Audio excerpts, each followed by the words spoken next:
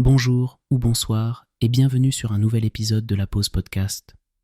On se retrouve aujourd'hui pour parler d'une maison qui incarne le luxe et l'élégance, Cartier. Installez-vous confortablement et laissez-vous transporter par l'histoire fascinante de cette marque emblématique. Au début, tout commence à Paris en 1847. Louis-François Cartier, jeune orfèvre, reprend l'atelier de son maître et met immédiatement son empreinte sur le monde de la bijouterie. À cette époque, Paris est en plein essor et devient le berceau de l'artisanat et du luxe. Cartier évolue dans un univers où les aristocrates recherchent des créations uniques. Louis-François est un visionnaire qui pose les bases d'un métier d'exception, façonnant des bijoux qui séduisent l'élite de son temps. Puis, au fil des années, la marque ne cesse d'évoluer. Dans les années 1900, Cartier se forge une réputation internationale grâce à ses créations audacieuses, telles que le célèbre bracelet Love ou encore la montre Santos, l'une des premières montres pour hommes. Ces bijoux sont portés par des figures royales et des célébrités.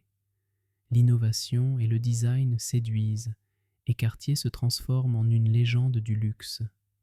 En 1910, la marque est même surnommée le joaillier des rois. Aujourd'hui, Cartier est bien plus qu'une simple maison de bijoux. Elle est synonyme de raffinement et d'artisanat d'exception. Avec des boutiques dans le monde entier, ses créations continuent de transcender les époques. Chaque bijou raconte une histoire, évoquant l'amour, la passion et le luxe. Cartier reste une référence incontournable, l'artisanat étant toujours au cœur de sa philosophie. Saviez-vous que Cartier a été à l'origine de la création de la première montre de bracelet moderne pour un pilote, Alberto Santos Dumont? Cette montre a révolutionné la manière dont les hommes portèrent le temps, autrefois aux poches, maintenant au poignet. Une autre anecdote surprenante est que le fameux collier à 3 rangs de perles de la duchesse de Windsor, Wallis Simpson, a été conçu en 1936, une pièce qui a choqué la société de l'époque par sa simplicité et son élégance, en opposition à l'extravagance d'alors. Pour conclure, l'histoire de Cartier nous rappelle qu'au-delà des bijoux et des montres, c'est l'émotion et le savoir-faire qui se cachent derrière chaque création.